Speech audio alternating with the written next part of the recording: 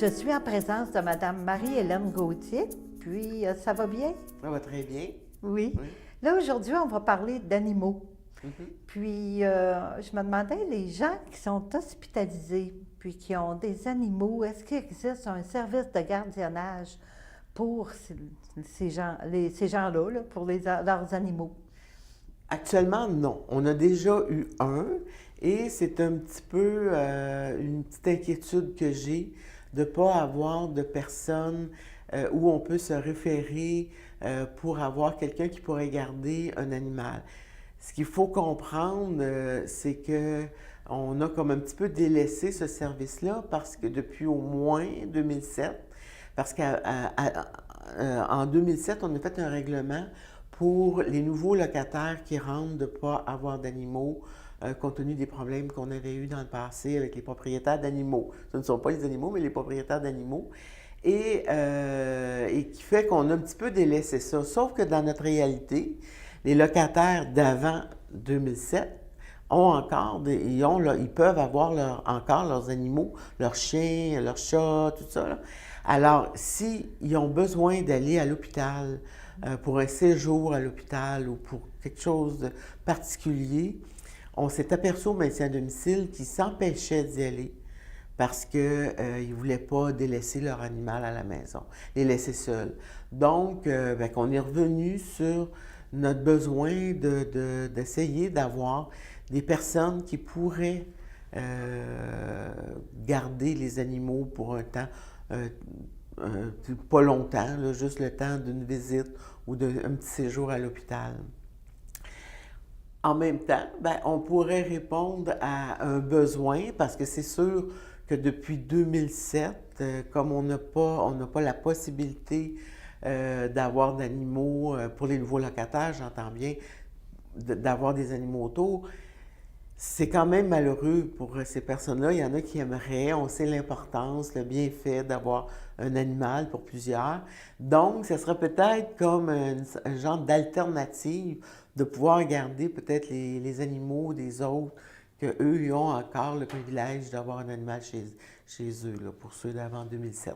Ah, OK. Fait que le service de gardiennage pourrait être établi de cette façon-là, Oui, peut-être? j'aimerais, s'il y a un Oui, intérêt pour oui. certains locataires, j'aimerais effectivement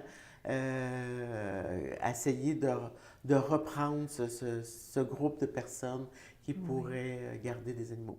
OK, ça aiderait, parce que c'est de valeur que des gens s'empêchent d'aller à leurs rendez-vous médicaux ou s'ils ont une Oui. courte hospitalisation, c'est dommage. Parce que c'est ça, au maintien, on s'est Oui, aperçu qu'il y avait des oui, personnes assez vulnérables, mais qui avaient oui, leur animal, puis oui, qui s'empêchaient leur visite. Et ça, on trouve ça dommage. oui. Fait que puis soit qu'il n'y a pas de famille près ou il n'y a pas de voisins disponibles.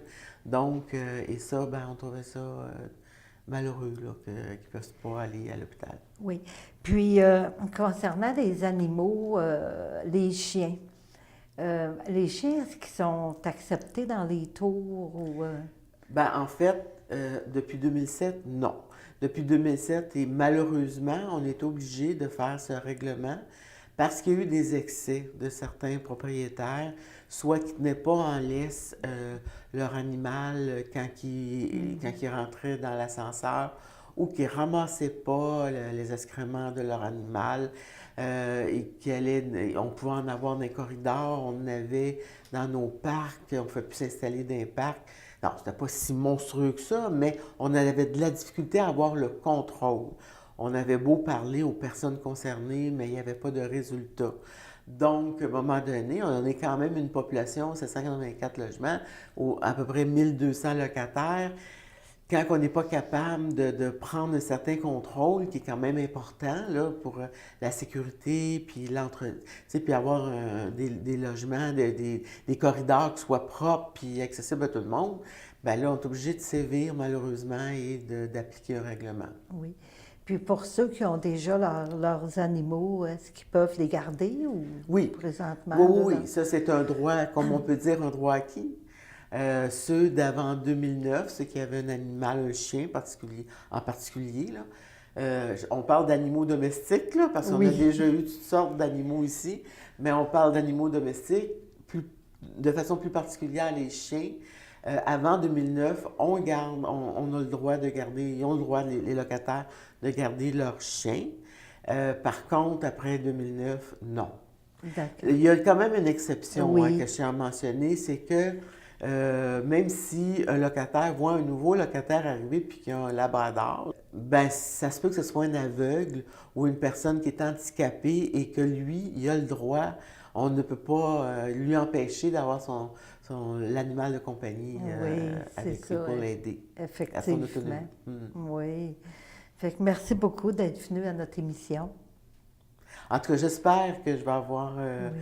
que je vais avoir une réponse par rapport à des personnes qui seraient intéressées Oui. à faire du gardiennage pour nos personnes plus vulnérables là, qui auraient besoin. Oui, puis en même temps, ben, ça briserait l'isolement de ces Oui, c'est ça. personnes-là. J'ai Oui. toujours dit, moi, que le bénévolat, ça aide tout le monde. La personne qui fait le bénévolat et la personne qui le reçoit.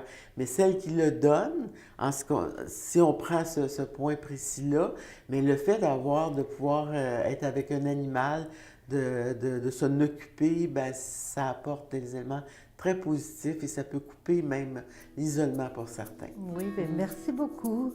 Ben, merci à vous.